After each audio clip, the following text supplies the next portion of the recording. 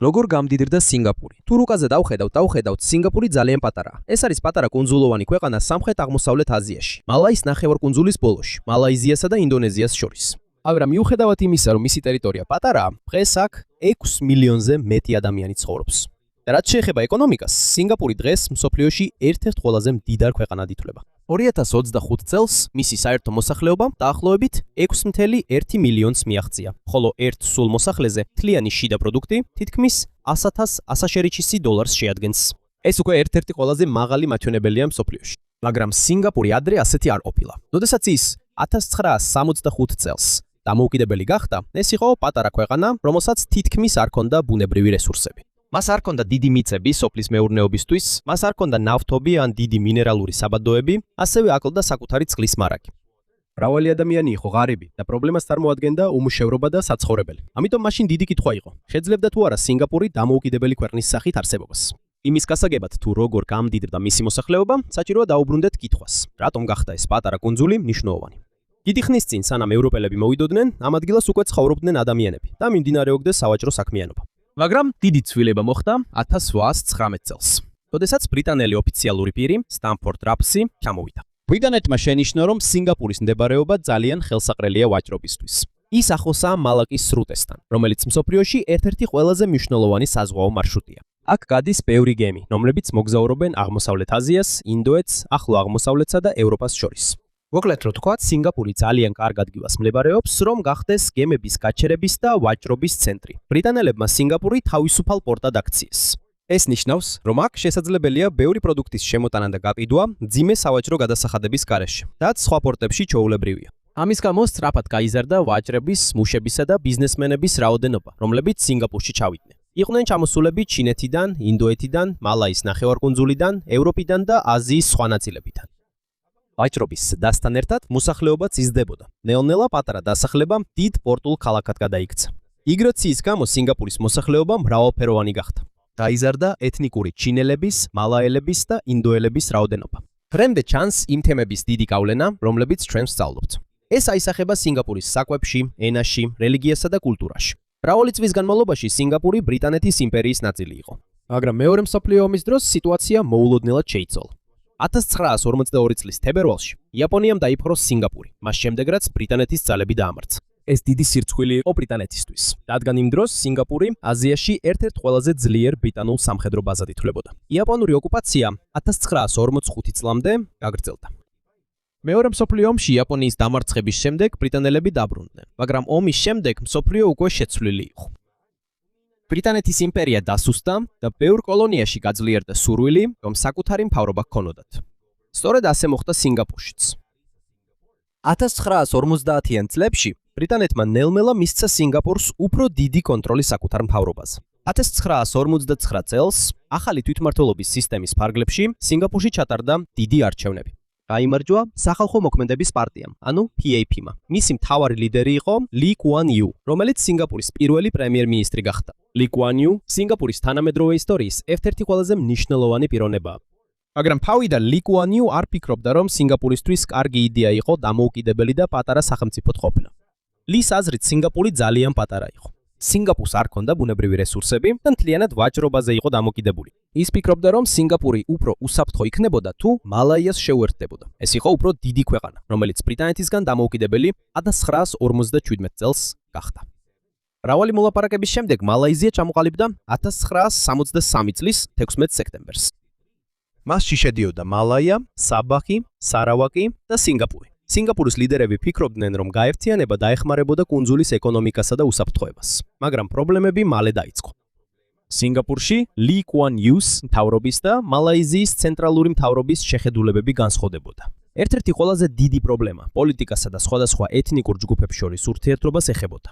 სინგაპურში მოსახლეობის უმრავლესობა ჩინელია, ხოლო მალაიზიაში მთლიანობაში უმრავლესობას მალაიელები წარმოადგენენ. მალაიზიის მთავრობას აქვს პოლიტიკა, რომელიც მალაიებსა და სხვა ძირძველ ჯგუფებს განსაკუთრებულ დახმარებასა და დაცვას სთავაზობს. ლი კუან იუს PAP კი ავითარებდა მალაიზიური მალაიზიის იდეას, სადაც სურდათ, რომ ყველა მოქალაქეს ეთნიკურობის მიუხედავად უფრო თანასწორი მოპყრობა ჰქონოდა. ამიტომ პოლიტიკური კონფლიქტი კიდევ უფრო გამწოვდა. ეკონომიკაშიც პრობლემები გაჩნდა. ორივე მხარე ვერ შეთანხმდა გადასახადებზე, ვაჭრობაზე და ფედერალური მთავრობის ფულის გადაცილების წესზე. 1964 წელს სინგაპურში ძალადობრივი რასობრივი არეულობების შედეგად დაძაბულობა კიდევ უფრო გამწოვდა. დროის გასვლასთან ერთად სინგაპურისა და მალაიზიის მთავრობებისთვის შეთანხმება კიდევ უფრო რთული გახდა. ბოლოს მალაიზიის პრემიერ-მინისტრი ტუნკუ აბდულ რაჰმანი მიიჩნევდა, რომ სინგაპურის ფედერაციაში დარჩენა უფრო საშიში იქნებოდა. ამიტომ მალაიზიის ხელმძღვანელობამ ძალიან იშვიათი გადაწყვეტილება მიიღო. იმის ნაცვლად, რომ სინგაპურს დამოუკიდებლობა ეთხოვა, მალაიზიამ ფავად გადაწყვიტა სინგაპური ფედერაციიდან გაეყვანა. 1965 წლის 9 აგვისტოს სინგაპური ოფიციალურად გამოეყო მალაიზიას და დამოუკიდებელ სუვერენულ სახელმწიფოდ იქცა. იმ დღეს ტელევიზიით გამართულ პრესკონფერენციაზე ლი კუან იუ ძალიან ემოციური იყო, როცა გამოყოფაზე საუბრობდა. მან დიდი ხნის განმავლობაში სჯეროდა, რომ სინგაპურისა და მალაიზიის გაერთიანება მნიშვნელოვანი იყო მათი ხალხის მომავლისთვის, მაგრამ სხვა არჩევანი აღარ დარჩა. სინგაპური მოულოდნელად პატარა დამოუკიდებელ ქვეყნად გადაიქცა. მას არ ჰქონდა დიდი სამხედრო ძალა, მას არ ჰქონდა ბუნებრივი რესურსები. მას არ ყოფნიდა საკუთარი წყალი. მისი შიდა ბაზარი პატარა იყო და ის გარშემორტყმული იყო უფრო დიდი ქვეყნებით. ამიტომ 1965 წელს სინგაპურს ჯერ არ იცოდა შეძლებდა თუ არა სამხედრო ძალის შექმნას. იქნებოდა თუ არა ის წარმატებული, ან შეძლებდა თუ არა დამოუკიდებლად არსებობას. მაგრამ იმის ნაცვლად, რომ მისი ყველაზე დიდი სისუსტე ყოფილიყო სიდაბლე, ახალი მთავრობა მის კარგ მდებარეობას გამოიყენებდა. პორტი, მუშახელი და საერთაშორისო ვაჭრობა. იმისთვის, რომ შეექმნათ ეკონომიკა, რომელიც თითქმის ყველა სამხრეთ-აღმოსავლეთ აზიის ქვეყნისგან განსხვავდებოდა და სწორედ აქ დაიწყო სინგაპურის სწრაფი ცვლილება. როცა სინგაპური დამოუკიდებელი გახდა 1965 წელს. ცხოვრება მაშინვე არ გაუმჯობესდა. ბევრი ჯერ კიდევ უმუშევარი იყო. აკლდა ნორმალური საცხოვრებელი და ეკონომიკა პატარა იყო. ქვეყანას არც დიდი ბუნებრივი რესურსები ჰქონდა. მას წყლის დიდი ნაწილის მიღებაც მალაიზიიდან უწევდა. ამიტომ ახალი მთავრობის ყველაზე დიდი პრობლემა მარტივი იყო. როგორ მიიღებს შემოსავალს პატარა ქვეყანა, რომელსაც თითქმის არ აქვს საკუთარი რესურსები? ლი კუან იუს და მის მთავრობას არ შეეძლო დაეკრნონ სოფლის მეურნეობას, სამთო მრეწველობას ან ნავთობს, როგორც სხვა ქვეყნები. მაგრამ მათ ორი დიდი უპირატესობა ჰქონდათ. პირველ რიგში სინგაპურის მდებარეობა ძალიან კარგია, რადგან ის მდებარეობს მსოფლიოს ერთ-ერთ ყველაზე მნიშვნელოვან საზღვაო მარშრუტზე. მეორეც, სინგაპურს ჰყავს ბევრი ადამიანი, რომელთა განათლებაც და დასაქმებაც შესაძლებელია. ამიტომ სინგაპურმა გადაწყვიტა გაეხსნა თავისი ეკონომიკა მთელი მსოფლიოსთვის. საკუთარი მცირე მოსახლეობისთვის პროდუქტის წარმოების ნაცვლად, მათ სურდათ სინგაპურში დიდი უცხოური კომპანიების მოზიდვა. ეს კომპანიები ააშენებდნენ ქარხნებს, მოიტანდნენ ფულს და ტექნოლოგიას და დაასაქმებდნენ სინგაპურელებს. ამისთვის უკვე 1961 წელს შეიქმნა სამთავრობო სააგენტო. მას ეკონომიკური განვითარების საბჭო, ანუ EDB ეწოდა. მისი ამოცანა იყო უცხოეთიდან კომპანიების მოძიება და მათი დარწმუნება, რომ სინგაპურში დაებანდებინათ ინვესტიციები. დამოუკიდებლობის შემდეგ ეს კიდევ უფრო მნიშვნელოვანი გახდა. სინგაპურმა გაგზავნა ადამიანები შეერთებულ შტატებში, ევროპასა და იაპონიაში, რათა პირდაპირ ესაუბრათ დიდ კომპანიებთან. მთავრობამ ასევე შექმნა ჯურონგი, დასავლეთ სინგაპურის ერთ-ერთი ნაწილი, როგორც დიდი სამრეწველო ზონა. აქ აშენდა გზები, ქარხნები, ენერგიის მიწოდება და სხვა ყველაფერი, რაც ბიზნესებს სჭირდებათ. თავდაპირველად ბევრი სამუშაო მარტივი იყო. ქარხნები აწარმოებდნენ ტანსაცმელს, სათამაშოებს და სხვა პროდუქტებს, რომლებსაც ბევრი მუშახელი სჭირდებოდა. ეს მნიშვნელოვანი იყო, რადგან ბევრი სინგაპურელი უნდა დასაქმებულიყო სწრაფად. შემდეგ კი დაიწყეს უფრო დიდმა საერთაშორისო კომპანიებმა ჩამოსვლა. 1968 წელს სინგაპურის ერთ-ერთი დიდი წარმატება იყო ამერიკული კომპანია National Semiconductor-ის შემოსვლა. ამას მოჰყვა სხვა ელექტრონიკის კომპანიებიც. ნაბიჯ-ნაბიჯ სინგაპური გადავიდა უბრალო წარმოებიდან უფრო განვითარებულ და უკეთ ანაზღაურებად სამუშაოებზე. მაგრამ იმისათვის, რომ კომპანიები დარჩენილიყვნენ, სინგაპურმა უნდა აჩვენოს, რომ ეს არის სტაბილური და მოწესრიგებული ადგილი ბიზნესისთვის. ამიტომ მთავრობა ძალიან მკაცრი გახდა კორუფციის მიმართ. გაძლიერდა კორუფციული პრაქტიკის საგამოძიებო ბიურო, სააგენტო, რომელიც იძიებს კორუფციას. კანონი უფრო მკაცრია და უფრო მაღალია იმის ალბათობა, რომ საჯარო მოხელე, რომელიც ქრთამს მიიღებს, დაიშჭება. ამასთან ერთად ბევრ მაღალჩინოსანს კარგი ხელფასი დაუნიშნეს. იდეა ის იყო, რომ ქვეყნის მმართველების დიდი ქრთამით ცდუნება უფრო რთული გამხდარიყო. დროის განმავლობაში სინგაპური ცნობილ ქვეყნად იქცა, სადაც კორუფციის დონე დაბალია. სინგაპური ასევე მკაცრია კანონებისა და საზოგადოებრივი წესრიგის მიმართ. კაფიცვები კონტროლდება და არსებობს მკაფიო წესები შრომითი დავებისა თუ მუშებსა და კომპანიებს შორის პრობლემების შემთხვევაში. იმის ნაცვლად, რომ მუშებსა და დამსაქმებლებს შორის მუდმივად დაპირისპირება ყოფილიყო, მთავრობამ შექმნა სისტემა, სადაც მოლაპარაკებებში მთავრობა, კომპანიები და პროფკავშირები მონაწილეობენ. თუმცა ასეთ სისტემას თავისი ფასი აქვს. მას შემდეგ, რაც სინგაპური დამოუკიდებელი გახდა, სახალხო მოქმედების პარტია ყოველთვის ყველაზე ძლიერი პოლიტიკური პარტია იყო. პროტესტებზე და საჯარო შეკრებებზე მკაცრი კანონებია. ადამიანის უფლებათა ჯგუფები დიდი ხანია აკრიტიკებენ ქვეყნის ზოგიერთ კანონსა და შეზღუდვებს. სინგაპური ასევე ძალიან მკაცრია დანაშაულისა და არალეგალური ნარკოტიკების მიმართ. დღემდე ქვეყანაში სიკვდილით დასჯა მოქმედებს ზოგიერთი მძიმე დანაშაულისთვის, მათ შორის ნარკოტიკების ტრაფიკინგის გარკვეული შემთხვევებისთვისაც. ბევრი საერთაშორისო ადამიანის უფლებათა ორგანიზაცია ეწინააღმდეგება ამას. ხოლო სინგაპურის მთავრობა აცხადებს, რომ ეს მათი მეთოდის ნაწილია, რათა აღკვეთონ მასშტაბური ნარკოდანაშაულები. მაგრამ მთავრობა მხოლოდ უცხოური კომპანიების მოზიდვით არ შემოიფარგლა. ლი კუან იუ კარგად იცოდა, რომ თუ სურდა ახალი ქვეყანა სტაბილური ყოფილიყო, ჩვეულებრივი სინგაპურელების ცხოვრებაც უნდა გაუმჯობესებულიყო. ერთ-ერთი ყველაზე დიდი პრობლემა მაშინ საცხოვრებელი იყო.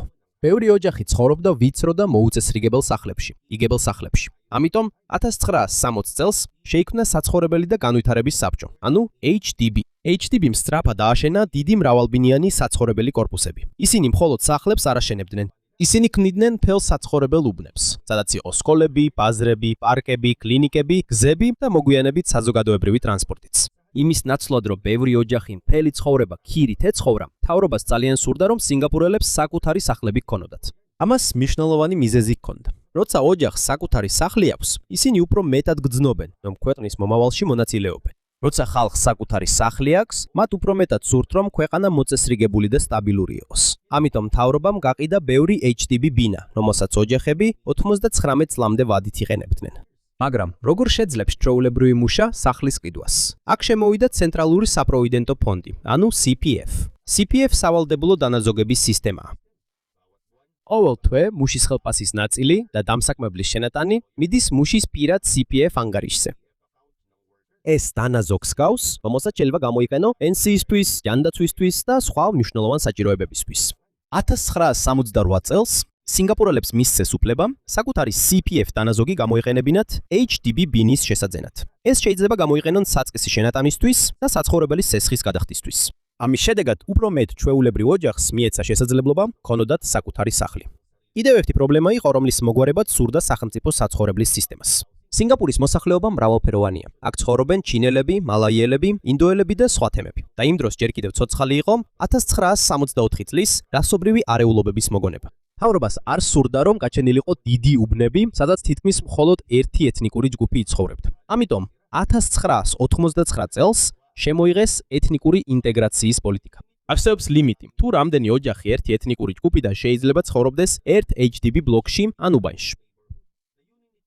მისი მიზანია, რომ ჩინური, მალაიური და ინდური თემები არ გაიყონ და მიეჩვიონ ერთად ცხოვრებას. სისტემა სრულყოფილი არ არის და მას კრიტიკოსებიც ყავს. მაგრამ HDB-მ დიდი გავლენა მოახდინა სინგაპურის ცხოვრებაზე. დღეს უკვე აშენებულია 1,25 მილიონზე მეტი HDB ბინა. სინგაპურის მოსახლეობის თითქმის 80% HDB-ს საცხოვრებლებში ცხოვრობს. და დაახლოებით 90% აქ მცხოვრები ოჯახებისა ფლობს საკუთარ სახლს. მაგრამ სინგაპური იცის, რომ ლამაზი სახლი არაფერს ნიშნავს. თუ მოსახლეობის განათლება სუსტია, რადგან მათ არ აქვთ ნავთობი, გაზი ან დიდი მიწები, ხალხი სინგაპურის ყველაზე მნიშვნელოვანი რესურსია. ამიტომაც მათ დიდი თანხა ჩადეს სკოლებსა და ტრენინგებში. სტუდენტებს ასწავლიდნენ ინგლისურს, რადგან ეს არის საერთაშორისო ბიზნესის მთავარი ენა. მათ ასევე შეინარჩუნეს მშობლიური ენების, როგორიცაა მანდარინი, მალაიური და ტამილი. სწავლება. ეკონომიკის ცვლილებასთან ერთად იცვლებოდა ის უნარებიც, რასაც ასწავლიდნენ. თავდაპირველად საჭირო იყო ბევრი ქარხნის მუშა. როდესაც ელექტრონიკისა და ინჟინერიის კომპანიები გამოჩნდნენ, საჭირო გახდა მეტი ტექნიკოსი და ინჟინერი. როდესაც სინგაპური ფინანსურ და ტექნოლოგიურ ჰაბად გადაიქცა, მათ კიდევ უფრო გააძლიერეს უნივერსიტეტები და მოწინავე ტრენინგი. სტრატეგია მარტივია. თუ ქვეყანას არ აქვს ბუნებრივი რესურსები, საჭიროა ადამიანების უნარები და ცოდნა. გახდეს ღირებული. იგივე გააკეთეს ჯანდაცვასა და საჯარო ინფრასტრუქტურაშიც. დაფართოვდა საავადმყოფოები, კლინიკები, სანიტარია, სუფთა წყლის სისტემა და საზოგადოებრივი ჯანდაცვის პროგრამები. ამასთან ერთად ფრთხილად დაიგეგმა ახალი საცხოვრებელი ქალაქები, რათა ადამიანები ახლოს იყვნენ სკოლებთან, მაღაზიებთან, ჯანდაცვასთან და საზოგადოებრივ ტრანსპორტთან. როდესაც მოსახლეობა და ეკონომიკა იზრდებოდა, საგზაო მოძრაობის პრობლემა სერიოზული გახდა. პატარა სინგაპურს არ შეეძლო დაეშვა, რომ ერთზო მანქანებით გადავსებულიყო ქუჩები. ამიტომ მთავრობამ დიდი ინვესტიცია ჩადო ავტობუსებსა და სარკინიგზო სისტემაში. 1980-იან წლებში გაიხსნა MRT, ანუ სწრაფი მასობრივი ტრანზიტი. მოგვიანებით ის განაგრძობდა გაფართოებას, რათა დაეკავშირებინა საცხოვრებელი უბნები, ქალაქები, ბიზნეს რაიონებთან და სინგაპურის სხვა ნაწილებთან. ამიტომ, როდესაც ახალი HDB საცხოვრებელი უბანი იქმნება, მხოლოდ საცხოვრებელ კორპუსებზე არ ფიქრობენ. ეგმაში შედის ტრანსპორტი, სკოლები, მაღაზიები, პარკები და სხვა საჭიროებები, რაც მოსახლეობას სჭირდება. აქ ჩანს, რატომ არ არის მხოლოდ ერთი პოლიტიკა სინგაპურის განვითარების მიზეზი. ყველაფერი ერთმანეთთან არის დაკავშირებული. უცხოური კომპანიები მოიწვიეს სამუშაო ადგილების შესაქმნელად. საცხოვრებელი სახლები ააშენეს, რათა მუშებს ღირსეული საცხოვრებელი ქონოდათ. გამოიყენეს CPF, რათა დაეხმარონ მათ, რომ სახლი ქონოდათ და დანაზოგი დაეგროვებინათ. განათლება გააძლიერეს, რომ ყოლოდათ კვალიფიციური მუშახელი. მოაწყვეს მოწესრიგებული ტრანსპორტი, რომ სწრაფად მიეღწიათ სამუშაოზე. ასევე გაამკაცრეს კორუფციისა და საჯარო ადმინისტრაციის კონტროლი, რათა ბიზნესებს მთავრობის მიმართ ნდობა ქონოდათ. რამდენიმე ათწლეულის განმავლობაში ეს კომბინაცია ნელ-ნელა ამოქმედდა. სინგაპურისთვის ასევე მნიშვნელოვანია მოწესრიგებული სატრანსპორტო სისტემა. რადგან ქვეყანა პატარაა და გზებზე სივრცე შეზღუდულია, მთავრობა სპეციალურად აკონტროლებს ავტომობილების რაოდენობას. სანამ ახალ ავტომობილს შეიძენენ, ჯერ უნდა მიიღონ ავტომობილის ფლობის უფლების სერტიფიკატი, ანუ COE. ეს უფლებას გაძლევთ გამოიყენოთ ავტომობილი 10 წლის განმავლობაში და ხშირად ძალიან ძვირია. ამის გამო ნაკლებია კერძო მანქანები და უფრო მეტი ადამიანი სარგებლობს მატარებლითა და ავტობუსით. MRT-ის ქსელი მუდმივად ფართოვდება. სინგაპურის მიზანია, რომ 2030-იანი წლების დასაწყისისთვის 10 ოჯახიდან 8 მხოლოდ ფეხით 10 წუთის სავალზე იყოს მატარებლის სადგურიდან. მაგრამ სინგაპურში მხოლოდ ადამიანების სწრაფი გადაადგილება არ არის მნიშვნელოვანი. მისი წარმატების უფრო დიდი მიზეზი არის ფულისა და პროდუქტების სწრაფი მოძრაობა. 1968 წელს სინგაპურმა დაიწყო აზიური დოლარის ბაზარი. ამან ხელი შეუწყო უფრო მეტი საერთაშორისო ბანკისა და ფინანსური კომპანიის შემოსვლას. როდესაც აზიაში საერთაშორისო ვაჭრობა იზრდებოდა, სინგაპური ნელ-ნელა დიდი ფინანსური ცენტრი გახდა. ამასთან ერთად მათ განაგრძეს ქვეყნის უდიდესი ბუნებრივი უპირატესობის, მისი მდებარეობის გამოყენება. სინგაპური მალაკის სრუტის გვერდით მდებარეობს, რომელიც მსოფლიოს ერთ-ერთი ყველაზე მნიშვნელოვანი საზღვაო მარშრუტია. ბევრი გემი, რომელიც პროდუქციას აღმოსავლეთ აზიას, ახლო აღმოსავლეთსა და ევროპას შორის ატარებს, მის ახლოს გადის. ამიტომ სინგაპურმა თავისი პორტი საერთაშორისო გადაზიდვების მთავარ გაჩერებად აქცია. სინგაპურის პორტს აქვს ერთი მნიშვნელოვანი ფუნქცია, რომელსაც ტრანსშიპმენტი ეწოდება. ეს მარტივია. მაგალითად, თუ კონტეინერი ჩინეთიდან მოდის და სხვა ქვეყანაში მიემართება, მას ჯერ სინგაპურში მიიყვანენ, შემდეგ სხვა გემზე გადაიტანენ და შემდეგ გააგრძელებს მოგზაურობას. ეს ბიზნესი ძალიან დიდია. 2024 წელს სინგაპურმა 41 მილიონზე მეტი კონტეინერის ერთეული დაამუშავა. დაახლოებით 90% მათგანი ტრანსშიპმენტის ტვირთია. ამიტომ მათ სინგაპური რჩება მსოფლიოში ყველაზე დიდ კონტეინერების ტრანსშიპმენტის ჰაბად. ისინი გადაზიდვებზეც არ გაჩერებულან. მთავრობამ შენიშნა, რომ სინგაპურის კარგი მდებარეობა ასევე შეიძლება გამოყენებულ იქნას საჰაერო მოგზაურობისთვის. ბევრი რეისი ევროპას, აზიას, ავსტრალიასა და მსოფლიოს სხვა ნაწილებს შორის შეიძლება სინგაპურში გაიაროს. ამიტომ მათ ააშენეს დიდი ახალი აეროპორტი. 1991 წელს გაიხსნა ჩანგის აეროპორტი. ის დაპროექტებული იყო არა მხოლოდ როგორც ადგილი, სადაც ადამიანები თვითმფრინავში ჩასხდებიან, არამედ როგორც დიდი საერთაშორისო ჰაბი, სადაც მგზავრებს შეუძლიათ ფრენის შეცვლა და ასევე ხდებოდეს საჰაერო ტვირთის გადატვირთვა. ჩანგისა და სინგაპურის სპორტის ზრდასთან ერთად, ქვეყანა უფრო მიმზიდველი გახდა საერთაშორისო კომპანიებისთვის. ადვილი გახდა მუშახელის, პროდუქციის, აღჭურვილობისა და მარაგების სინგაპურში შემოტანა და გატანა. მაგრამ არის კიდევ ერთი ინდუსტრია, რომელიც შეიძლება გასაკვირი იყოს ნავთობის არ მქონე ქვეყნისთვის. სინგაპური გახდა ნავთობის გადამამუშავებელი და სავაჭრო ცენტრი. ქვეყანას არ აქვს დიდი ნავთობის მარაგები და მას ნედრი ნავთობის იმპორტი სჭირდება. მაგრამ ამის უბრალო პრობლემა დახქმის ნაცვლად, სინგაპურმა ააშენა დიდი გადამამუშავებელი და პეტროქიმიური ობიექტები.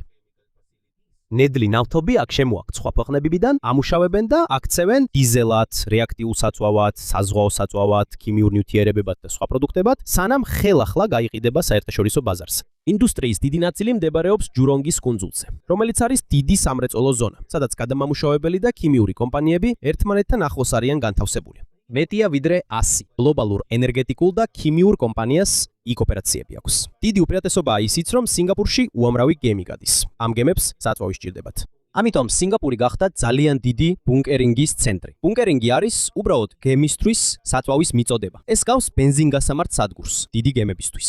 2024 წელს სინგაპურში თითქმის 55 მილიონი ტონა საზღვაო საწვავი გაიყიდა. ამიტომ ის რჩება მსოფლიოში ყველაზე დიდ ბუნკერინგის პორტად. ასე რომ მიუხედავად იმისა, რომ სინგაპურს საკუთარი ნავთობი არ აქვს, ის შემოსავალს იღებს იმპორტით, გადამუშავებით, ვაჭრობით და ნავთობპროდუქტების კატიტვით. ეს ერთ-ერთი საუკეთესო მაგალითია იმისა, თუ როგორ იყენებს სინგაპური თავის მდებარეობასა და ინფრასტრუქტურას იმისთვის, რომ შექმნას ბიზნესი იმ რესურსებიდან, რომლებიც თავად ქვეყანაში არ არის. სინგაპურის გამდიდრების პარალელურად შეიცვალა იმ სამუშაოების ტიპიც, რომლის მოზიდვაც სურდა ქვეყანას. თავდაპირველად დიდი დახმარება იყო ქარხნები, რომლებსაც ბევრი ჩვეულებრივი მუშახელი სჭირდებოდათ. მაგრამ ხელფასების ზრდასთან ერთად უფრო რთული გახდა კონკურენცია იმ ქვეყნებთან, სადაც შრომა უფრო იაფია. ამიტომ სინგაპური ნელ-ნელა გადავიდა უფრო მოწინავე ინდუსტრიებზე. გაიზარდა ნახევარგამტარებისა და ელექტრონიკის წარმოება. დაიზარდა ფარმაცევტული კომპანიები, საინჟინრო ფირმები, საფინანსო ინსტიტუტები, ტექნოლოგიური კომპანიები და მსხვილი საერთაშორისო კორპორაციების რეგიონული სათაო ოფისები. აქ მნიშვნელოვანი გახდა მათი ხანგრძლივი ინვესტიცია განათლებაში. რადგან მუშაკები უფრო კვალიფიცირებულები იყვნენ, მათ შეეძლოთ უფრო რთული და ძვიადღირებული პროდუქციისა და მომსახურების წარმოება. და ეს კვლავაც იზიდავს უცხოურ ინვესტიციებს. სინგაპურის სტატისტიკის დეპარტამენტის მიხედვით, 2024 წლის ბოლოს ქვეყნის კორპორატიულ სექტორში პირდაპირ უცხოური ინვესტიციების მოცულობამ 3 ტრილიონ სინგაპურის დოლარს გადააჭარბა. ეს ნიშნავს, რომ საერთაშორისო კომპანიებისგან უზარმაზარი თანხებია ინვესტირებული სინგაპურში, რადგან ისინი მას იყენებენ როგორც ბიზნესის ბაზას აზიაში. მაგრამ ინვესტიციებს მხოლოდ კერძო კომპანიები არ აკეთებენ. ქვეყნის სიმდიდრის ზრდასთან ერთად სინგაპურის მთავრობამაც შეიმუშავა გზები, რომ ეროვნული სიმდიდრის ნაწილი მომავლისთვის დაინვესტირებინა. ერთ-ერთი ყველაზე მნიშვნელოვანი აქ არის თემასეკი. ეს არის საინვესტიციო კომპანია, რომელიც სინგაპურის მთავრობას ეკუთვნის. ის ინვესტიციებს ახორციელებს ბევრ კომპანიასა და ინდუსტრიაში, სინგაპურში და სხვა ქვეყნებში. 2026 წლის 31 მარტისთვის თემასეკის წმინდა პორტფელის ღირებულებამ დაახლოებით 518 მილიარდი სინგაპურის დოლარი შეადგინა. ასევე არსებობს GIC, რომელიც შეიქმნა 1991 წელს სინგაპურის საგარეო რეზერვების სხვადასხვა აქტივებში საინვესტიციოდ მთელ მსოფლიოში. GIC არასაჯაროებს ზუსტად რა მოცულობის თანხას ფლობს, მაგრამ ის ერთ-ერთი ყველაზე დიდი საინვესტიციო ორგანიზაციაა ამ ტიპის მსოფლიოში. მისი ამოცანა დაიცვას და გაზარდოს სინგაპურის რეზერვები, რათა ქვეყანამ შეძლოს მათი გამოყენება გრძელვადიან პერსპექტივაში. მნიშვნელოვანია, რომ ეს ყველა ფონდი არ უნდა გავაერთიანოთ ისე, თითქოს ერთი დიდი საბანკო ანგარიში იყოს. თემასეკის, GIC-ის და CPF-ის ამოცანები ერთმანეთისგან განსხვავდება. CPF არის ძირითადი დანაზოგების სისტემა პენსიისთვის, საცხოვრებლისა და ჯანდაცვისთვის მუშაკებისთვის. ხოლო თემასეკს და GIC-ს აქვთ განსხვავებული როლი ეროვნული აქტივებისა და რეზერვების ინვესტირებაში. აქ ჩანს, რატომ არ არის მხოლოდ ერთი მიზეზი იმისა, თუ რატომ გამდიდრდა სინგაპური. ეს მხოლოდ მისი კარგი მდებარეობის გამო არის. მსოფლიოში ბევრ ადგილს აქვს კარგი მდებარეობა, მაგრამ ისინი სინგაპური არ გახდნენ. ქვეყანამ გამოიყენა თავისი მდებარეობა, ამასთან ერთად კი მაღალი დონის სპორტი, აეროპორტი, საზოგადოებრივი ტრანსპორტი, კვალიფიციური მუშახელი, სტაბილური მთავრობა, ბიზნესისთვის ხელსაყრელი პოლიტიკა და დიდი ინვესტიცია ინფრასტრუქტურაში. როცა საერთაშორისო კომპანია სინგაპურში ჩამოდის, არის სპორტი მისი პროდუქციისთვის, აეროპორტი მუშაკებისა და მენეჯერებისთვის. მომზადებული თანამშრომლები, კარგად მოწყობილი გზები და მატარებლები, ფინანსური სისტემა და სამთავრობო სააგენტოები, რომლებიც ბიზნესზე არიან ორიენტირებულნი. ამიტომ ყოველი ახალი ინდუსტრია სინგაპურს ეხმარება. სპორტი კი წარმოებას უწყობს ხელს. წარმოება ვაჭრობას უწყობს ხელს. ვაჭრობა ბანკინგს უწყობს ხელს. აეროპორტი კი რეგიონალურ სათაო ოფისებსა და ტურიზმს ეხმარება. განათლება კი ამ ყველაფრისთვის მუშახელს ამზადებს. ხოლო ქვეყნის მიერ მიღებული შემოსავალი კვლავ და კვლავ ინვესტირდება ინფრასტრუქტურაში, ადამიანებში და რეზერვებში მომავლისთვის. დროთა განმავლობაში სინგაპურს სიმდიდრე მხოლოდ წარმოებამ და გადაზიდვამ არ მოუტანა. მისი ფინანსური ინდუსტრიაც მნიშვნელოვნად გაიზარდა. სინგაპური დიდი ხანია კონკურენციას უწევს ჰონგ-კონგს, აზიის მთავარი ფინანსური ცენტრის სტატუსისთვის. მაგრამ ბოლო წლებში უფრო მეტმა საერთაშორისო ინვესტორმა და ქონების მმართველმა განათავსა ფული სინგაპურში. 2024 წლისთვის ქვეყანაში მმართველობის ქვეშ მყოფი აქტივების რაოდენობა 6 ტრილიონ სინგაპურის დოლარს გადააჭარბა. ეს ნიშნავს, რომ მსოფლიოს სხვადასხვა კუთხიდან უზარმაზარი თანხები იმართება სინგაპურში დაფუძნებული ფინანსური კომპანიების მიერ. ინგლისური ენის გამოყენებაც დიდ დახმარებას წარმოადგენს. მიუხედავად იმისა, რომ სინგაპურში ბევრი ჩინელი, მალაიელი, ინდოელი და სხვა თემებია, ინგლისური მთავარ ენად გამოიყენება მთავრობაში, განათლებასა და საერთაშორისო ბიზნესში. ამიტომ სინგაპურელებს უფრო მარტივად შეუძლიათ მუშაობა კომპანიებთან, რომლებიც აშშ-დან, ევროპიდან და მსოფლიოს სხვა ნაწილებიდან არიან. მაგრამ სინგაპურის სიმდიდრის ზრდასთან ერთად არ ქრება ერთი პრობლემა, რომელიც მას დამოუკიდებლობის დროიდანვე თანსწორს. ქვეყანა პატარაა და საკუთარი რესურსები შეზღუდულია. ერთ-ერთი ყველაზე მნიშვნელოვანი წყალია. დღემდე სინგაპურს მალაიზიასთან მნიშვნელოვანი შეთანხმება წყლის შესახებ აქვს. 1962 წელს ხელმოწერილი შეთანხმების მიხედვით სინგაპურს შეუძლია მალაიზიაში ჯოხორის დინარიდან დღეში 250 მილიონ გალონამდე გაუმუშავებელი წყალი აიღოს. ეს შეთანხმება 2061 წელს დასრულდება. რადგან სინგაპურს არ სურს მხოლოდ სხვა ქვეყანაზე იყოს დამოკიდებული, მან წყლის მისაღებად სხვა გზები მოძებნა. ის აგროვებს წვიმის წყალს. ის ამზადებს დესალინირებულ წყალს ზღვის წყლიდან. ასევე იყენებს new waters, სუფთა წყალს, რომელიც მიღებულია ნარჩენი წყლის მკაცრი დამუშავების შედეგად. მომავალში სინგაპური ელოდება, რომ მისი წყლის მოთხოვნილების უფრო დიდი ნაწილი new water-იდან და დესალინაციიდან დაკმაყოფილდება. პატარა ზომა და სხვა ქვეყნებზე დამოკიდებულება ერთ-ერთი მიზეზია, რის გამოც სინგაპური ეროვნული თავდაცვის საკითხს სერიოზულად ეკიდება. 1967 წლიდან მას აქვს სავალდებულო სამხედრო სამსახური. სინგაპურელი მამაკაცების უმეტესობას სავალდებულო სამხედრო სამსახურის გავლა უწევს. ამის შემდეგ ისინი კვლავ შეიძლება გამოიძახონ რეზერვისტებად, თუ ქვეყანაში საგანგებო მდგომარეობა გამოცხადდება. მარტივი მიზეზია. სინგაპურის მუდმივი მოსახლეობა ბევრად ნაკლებია ვიდრე მალაიზიასა და ინდონეზიაში. ამიტომ სინგაპურს სჭირდება დიდი რაოდენობის გაწვრთნილი მოქალაქეები, რომლებიც საჭიროების შემთხვევაში ქვეყნის დაცვაში დაეხმარებიან. სინგაპური ასევე დიდ თანხებს ხარჯავს თანამედროვე სამხედრო აღჭურვილობაზე. სინგაპურის შეიარაღებულ ძალებს აქვთ თანამედროვე გამანადგურებელი თვითმფრინავები, სამხედრო გემები, წყალქვეშა ნავები, საჰაერო თავდაცვის სისტემები და ჯავშან ტექნიკა. მან ასევე შეიძინა 20 F-35 ტიპის გამანადგურებელი თვითმფრინავი შეერთებული შტატებიდან. პირველი თვითმფრინავის მიწოდება მოსაოდნელია 2026 წლის ბოლოს. მაგრამ სინგაპურის მთავარი თავდაცვის სტრატეგია ომს არ ეძებს. როგორც თავად თავდაცვის სამინისტრო აცხადებს, ის ორი რამეზეა დაფუძნებული: შეკავება და დიპლომატია. შეკავება მარტივია. სამხედრო ძალა უნდა იყოს იმდენად ძლიერი, რომ სხვა ქვეყნებმა კარგად დაფიქრდნენ, სანამ თავდასხმას შეეცდებიან. დიპლომატია კი გულისხმობს კარგი ურთიერთობების შენარჩუნებას სხვა ქვეყნებთან, რათა კონფლიქტამდე არ მივიდეს საქმე. და სწორედ აქ ჩნდება სინგაპურის ერთ-ერთი ყველაზე დიდი გამოწვევა დღეს. მისი ურთიერთობა შეერთებულ შტატებთან და ჩინეთთან. ორივე ქვეყანა სინგაპურისთვის ძალიან მნიშვნელოვანია. შეერთებული შტატები მისი ყველაზე დიდი უცხოური ინვესტორია და ათასობით ამერიკული კომპანია ოპერირებს სინგაპურში. ორ ქვეყანას შორის სამხედრო ურთიერთობაც მჭიდროა. მიუხედავად იმისა, რომ სინგაპური ამერიკის ოფიციალური სამხედრო მოკავშირე არ არის, ჩინეთიც ძალიან მნიშვნელოვანია. ის სინგაპურის ერთ-ერთი ყველაზე დიდი სავაჭრო პარტნიორია და ორ ქვეყანას შორის ბიზნეს ურთიერთობები ძალიან ფართოა. ამასთან ერთად, ბევრი ჩინური კომპანია სინგაპურს რეგიონულ ბაზად იყენებს. ამიტომ სინგაპურს არ სურს უბრალოდ ერთი მხარის არჩევა. სინგაპურს აქვს მკაფიო ერთი ჩინეთის პოლიტიკა, მაგრამ ამავდროულად ინარჩუნებს მჭიდრო ეკონომიკურ და უსაფრთხოების ურთიერთობებს შეებებს შეერთებულ შტატებთან. სინგაპური ცდილობს დამოუკიდებლად მიიღოს გადაწყვეტილებები, იმაზე დაყრდნობით, რაც ქვეყნისთვის უკეთესია. არა იმიტომ, რომ ამას ვაშინგტონი ან პეკინი აიძულებს. მაგრამ როდესაც შეერთებულ შტატებსა და ჩინეთს შორის კონკურენცია მძაფრდება, ასეთი ბალანსის შენარჩუნება უფრო და უფრო რთული ხდება. თუ აზიაში დიდი კონფლიქტი მოხდება, განსაკუთრებით ტაივანთან დაკავშირებით, სინგაპურზე შეიძლება ორივე მხრიდან ზეწოლა განხორციელდეს. ეს პრობლემა იქნება, რადგან სინგაპურის მთელი წარმატება დამოკიდებულია ისეთ სამყაროზე, სადაც გემებს თავისუფლად შეუძლიათ გადაადგილება. საერთაშორისო ვაჭრობა ღია, ფული მოძრაობს ქვეყნებს შორის და კომპანიებს უსაფრთხოდ შეუძლიათ ინვესტირება. თუ გლობალური ეკონომიკა გაიყოფა შეერთებული შტატებისა და ჩინეთის დაპირისპირებულ ჯგუფებად, სინგაპურს შეიძლება გაუჭირდეს შუაში დარჩენა. სინგაპურის საკუთარი ლიდერობაც კი ამბობს, რომ იზრდება რისკი მსოფლიო ეკონომიკა გაიყოს ორ ცალკე სისტემად, რომლებიც ამერიკასა და ჩინეთზეა ორიენტირებული. და აქ ჩანს, რატომ არის სინგაპურის ისტორია განსაკუთრებული.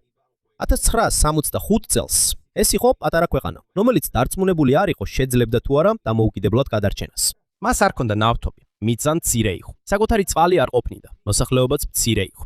მაგრამ მან გამოიყენა ის რესურსები, რაც ჰქონდა. გამოიყენა კარგი მდებარეობა გადაზიდვებისთვის. პორტი და აეროპორტი მსოფლიო დონის კახადა. უცხოური კომპანიები მოიზიდა, რომ სამუშაო ადგილები შეექმნა.